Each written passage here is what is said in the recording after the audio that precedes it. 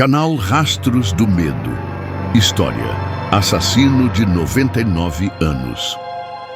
Adentraremos os confins de uma história que ecoa pelos sussurros do tempo, uma lenda sombria que assombra a pacata Vila da Mata.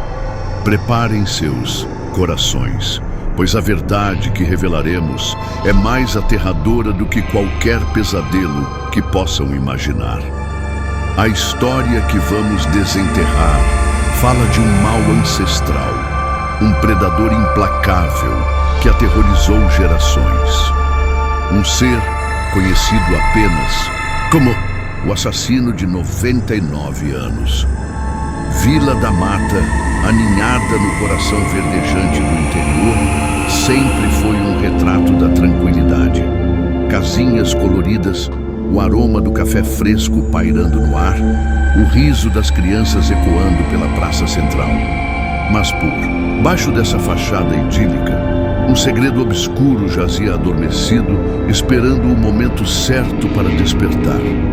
Nossa história começa com Dona Aurora, uma senhora de 80 e poucos anos, com a memória ainda vívida como um filme recente.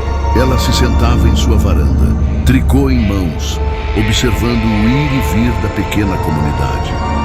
Seus olhos, outrora brilhantes, agora carregavam a névoa de incontáveis histórias e, principalmente, a sombra de um medo antigo. Um jovem curioso, chamado Pedro, neto de Dona Aurora, adorava passar as tardes com a avó, ouvindo suas histórias. Pedro era um rapaz esperto, com sede de conhecimento e uma fascinação peculiar pelo folclore local.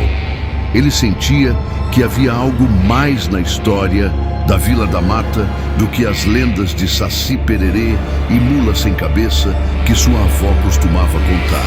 Havia um véu de apreensão nos olhos dos mais velhos quando certos assuntos eram mencionados, um silêncio desconfortável que pairava no ar. Uma noite chuvosa, enquanto raios cortavam o céu e trovões sacudiam as janelas, Pedro insistiu com a avó para que lhe contasse a história proibida, aquela que sempre era evitada nas conversas. Dona Aurora hesitou, seus dedos trêmulos apertando as agulhas de tricô, mas o olhar insistente do neto a fez suspirar, como se libertasse um peso que carregava há décadas. Dona Aurora, com a voz rouca e hesitante: meu querido Pedro, essa não é uma história para crianças curiosas. É uma sombra que paira sobre nossa vila há quase um século. Uma sombra que muitos preferem esquecer. Pedro, mas vó, eu quero saber. Sinto que há algo importante, algo que vocês escondem. Dona Aurora, há muito tempo, quando eu era apenas uma menina, a Vila da Mata foi assolada por uma onda de terror. Pessoas desapareciam sem deixar rastros, outras eram encontradas. Bem, de maneiras terríveis. Um medo paralisante tomou conta de todos nós. As portas eram trancadas ao cair da noite e ninguém ousava andar sozinho pelas ruas escuras. Dona Aurora contou a Pedro sobre os primeiros desaparecimentos. Seu Elias, o padeiro, sumiu numa manhã de nevoeiro, deixando para trás apenas um forno ainda quente e um mistério angustiante.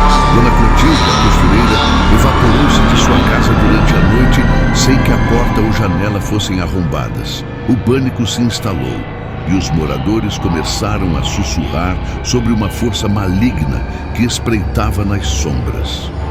O nascimento da lenda. Foi nessa época que a figura do assassino de 99 anos começou a tomar forma nas conversas noturnas, nos cochichos apavorados. Ninguém sabia seu nome, sua aparência ou seus motivos. A única certeza era o rastro de medo e desespero que ele deixava em seu caminho. Os mais velhos diziam que ele era um espírito vingativo, uma alma penada presa entre os mundos. Outros acreditavam que era um ser humano, alguém vivendo entre eles, com um coração tão corrompido que o impelia a cometer tais atrocidades. As descrições variavam. Alguns juravam ter visto uma sombra esguia deslizando pelas ruas, outros falavam de um vulto corpulento escondido na escuridão. O medo era um catalisador para a imaginação. e a figura do assassino se tornava cada vez mais monstruosa a cada nova história contada. O terror se intensifica. Os anos se passaram e o terror parecia ter se dissipado. Novas gerações cresceram, ouvindo as histórias como contos de advertência, algo distante, pertencente a um passado sombrio que não voltaria a se repetir. Mas a paz era frágil, uma fina camada de gelo sobre um lago profundo e escuro. Quando Dona Aurora era uma jovem, adulta, os desaparecimentos recomeçaram. Desta vez, com uma crueldade ainda maior. As vítimas não apenas sumiam, mas seus corpos eram encontrados em locais isolados da mata, com marcas inexplicáveis, como se tivessem sido drenados de sua própria vida. O medo retornou à Vila da Mata com uma intensidade avassaladora. As lembranças do assassino de 99 anos ressurgiram, mais vívidas e aterrorizantes do que nunca. As pessoas se perguntavam se a maldição havia retornado, se o monstro adormecido havia despertado para saciar sua sede de sangue. A busca por respostas. Pedro, absorvendo cada palavra da avó, sentia um calafrio percorrer sua espinha. Ele não conseguia imaginar o terror que seus antepassados haviam vivido. Aquela história, antes distante, agora parecia palpável, pairando sobre a vila como uma névoa densa. Inspirado pela curiosidade e por um senso de justiça tardio, Pedro começou a investigar. Ele passava horas na biblioteca da vila, empoeirada e esquecida, buscando por registros antigos, jornais da época, qualquer vestígio que pudesse lançar luz sobre os eventos de quase um século atrás. Ele conversou com os moradores mais velhos, aqueles que ainda se lembravam dos tempos de terror, ou que tinham ouvido as histórias de seus pais e avós. Cada conversa era um fragmento de um quebra-cabeça sombrio, uma peça de um passado horripilante que a vila tentava desesperadamente manter enterrado. Os diários esquecidos. Em uma tarde empoeirada na biblioteca, Pedro encontrou um baú antigo, trancado e esquecido em um canto escuro. Com a ajuda do bibliotecário, um senhor franzino de óculos grossos, chamado Sebastião, eles conseguiram abrir o baú. Dentro, encontraram pilhas de diários amarelados pelo tempo, a caligrafia elegante e um tanto trêmula de um antigo morador da vila, um médico chamado Dr. Emílio Vargas. Os diários de Dr. Vargas detalhavam os eventos da primeira onda de terror, os desaparecimentos, o medo crescente e as tentativas desesperadas da comunidade de encontrar uma explicação para o inexplicável. O médico registrava seus próprios medos e angústias, suas noites em claro e a sensação crescente de impotência diante do mal que assolava a Vila da Mata. Em uma das entradas mais antigas, Dr. Vargas descrevia o primeiro corpo encontrado. Dr. Vargas, o corpo de seu Elias, encontrado na clareira da mata, pálido como cera, sem uma gota de sangue. Seus olhos estavam arregalados, fixos em um terror eterno. Não havia ferimentos visíveis, apenas 2 pequenas perfurações no pescoço, como se algo tivesse sugado sua essência vital. As palavras de Dr. Vargas ecoavam pelo tempo, arrepiando os pelos dos braços de Pedro. Aquela descrição macabra era diferente de tudo que ele havia ouvido antes. Não se tratava apenas de desaparecimentos, mas de algo muito mais sinistro. A verdade oculta. Conforme Pedro avançava na leitura dos diários, uma imagem perturbadora começava a se formar. Dr. Vargas mencionava rumores estranhos, sussurros, sobre rituais antigos realizados nas profundezas da mata. Lendas de criaturas noturnas que se alimentavam da força vital dos seres humanos. Em uma entrada posterior, o médico relatava um encontro misterioso com uma figura sombria nos arredores da Vila Dr. Vargas. A lua estava cheia naquela noite, banhando a mata com uma luz espectral.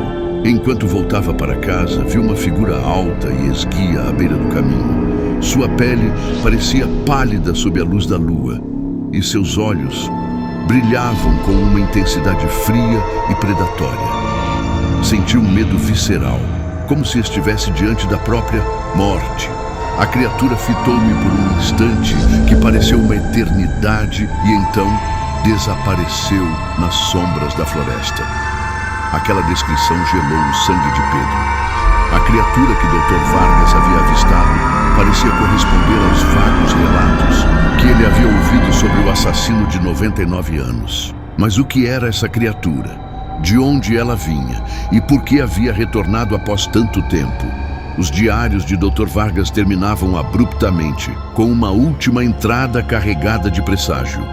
Dr. Vargas, sinto que o mal está se aproximando. Novamente, os desaparecimentos recomeçaram e o medo paira sobre a vila como uma mortalha. Preciso descobrir a verdade, o que está por trás dessa terrível maldição, antes que seja tarde demais para todos nós. Narrador. Aquela foi a última anotação. Dr. Emílio Vargas desapareceu pouco tempo depois, seu destino envolto no mesmo mistério sombrio que ele tentava desvendar. A descoberta macabra. Munido das informações dos diários, Pedro se sentia mais confuso e amedrontado do que nunca. As lendas do assassino de 99 anos pareciam ter um fundo de verdade muito mais sinistro do que ele jamais poderia ter imaginado. Ele decidiu seguir os passos de Dr. Vargas, explorando a mata ao redor da vila, buscando por vestígios, por respostas que haviam sido enterradas pelo tempo e pelo medo. Em uma tarde nebulosa, enquanto se aventurava por uma trilha pouco conhecida, Pedro fez uma descoberta macabra. Escondida sob uma densa camada de folhagem, ele encontrou uma pequena cabana abandonada caindo aos pedaços. A porta rangia sinistramente com a brisa fraca. Pedro hesitou por um momento, o coração palpitando forte no peito, mas a necessidade de saber a verdade o impeliu para dentro. O interior da cabana era escuro e empoeirado. Teias de aranha pendiam dos cantos e um cheiro rançoso pairava no ar. No centro do cômodo, sobre uma mesa de madeira carcomida, havia um livro encadernado em couro preto, com símbolos estranhos gravados na capa. O livro proibido. Com as mãos trêmulas, Pedro pegou o livro. As páginas estavam amareladas e frágeis. A caligrafia antiga e intrincada. Era um grimório, um livro de magia negra, repleto de rituais obscuros e invocações a entidades sombrias. Conforme Pedro folheava as páginas, seus olhos se arregalavam em horror. Ele encontrou descrições de rituais de sangue, de pactos com forças malignas e de métodos para prolongar a vida através da absorção da energia vital de outros seres humanos. Um nome em particular chamou sua atenção: Azazel. Uma entidade antiga e poderosa, associada à escuridão e à imortalidade. Havia também referências a um longo ciclo de sono e despertar, um período de quase um século durante o qual a criatura se recolhia para recuperar suas forças antes de retornar para saciar sua sede.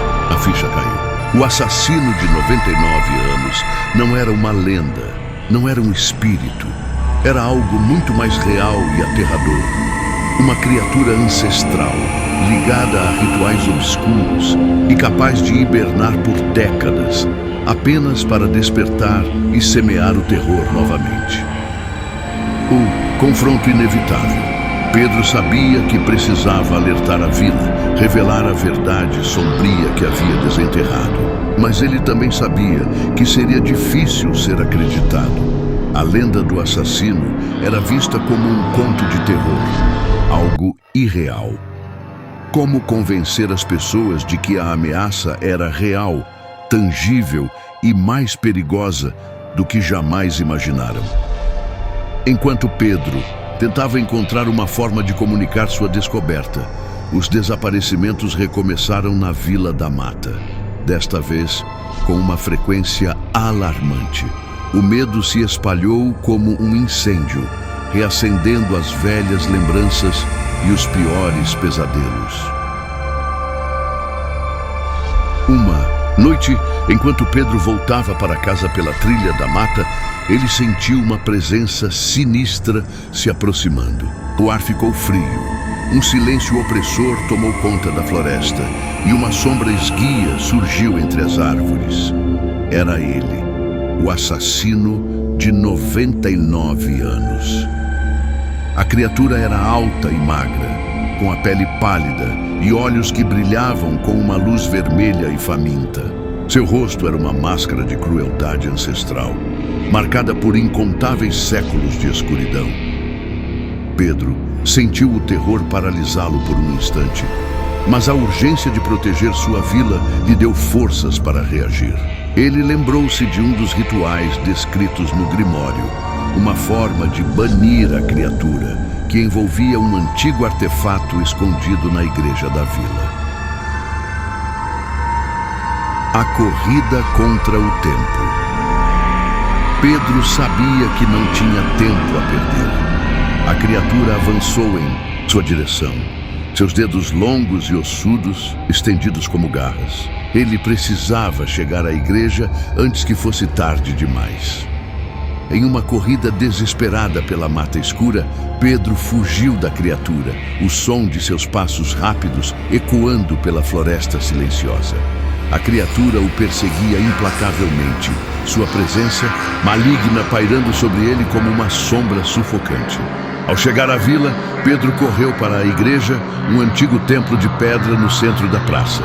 O padre João, um homem bondoso e corajoso, ouviu atentamente o relato desesperado de Pedro, seus olhos arregalando-se em incredulidade e horror.